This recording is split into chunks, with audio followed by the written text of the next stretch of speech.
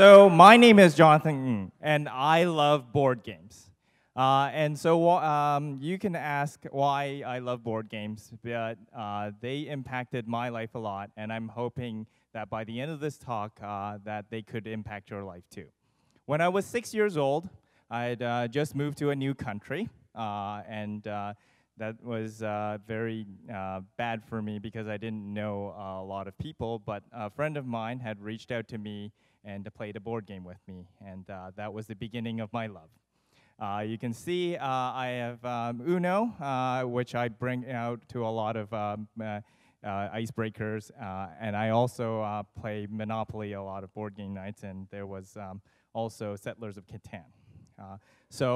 I arrived in Seattle very recently, and I believe I had the same problem. I didn't know what to do.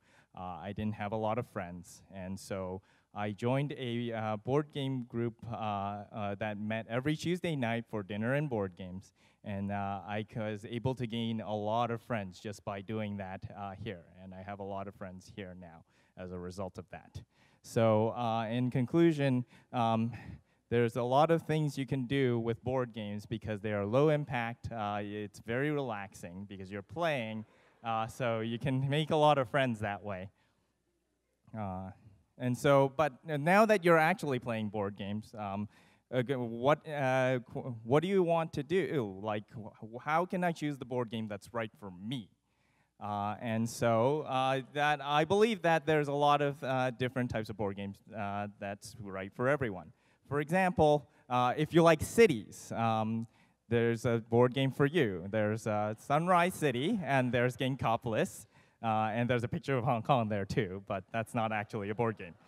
There's Ticket to Ride, if you like to travel, or Tokaido, if you like going to Japan.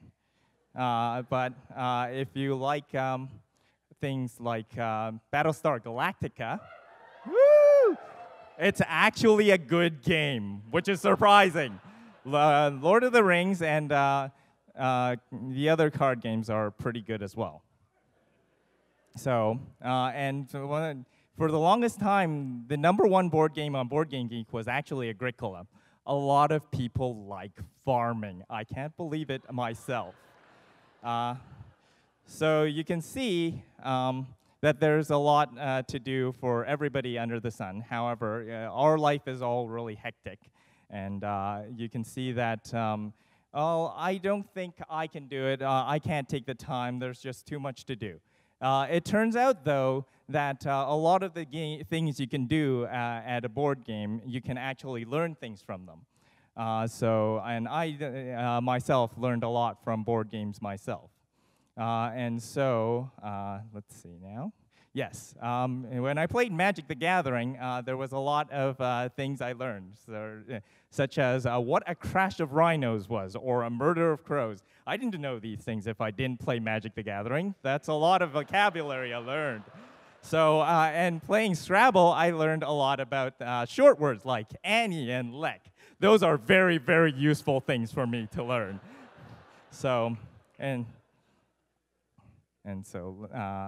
Other words I learned. I also learned a lot from playing Seven Wonders, like what the pyramids of Giza were, and also inventions from innovation as well.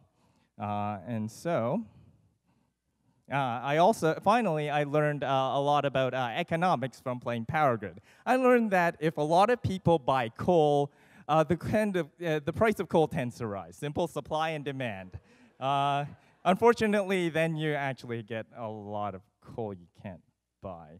Anyways, so in conclusion, there are 3 things that I've done that are the reasons that I like board games. 1, you can meet cool friends. Number 2 is that you can do things that you like instead of being very limited. And 3, you can learn a lot while you're doing it.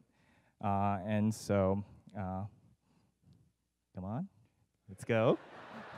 Here's my contact, my Twitter account and my BoardGameGeek.com account.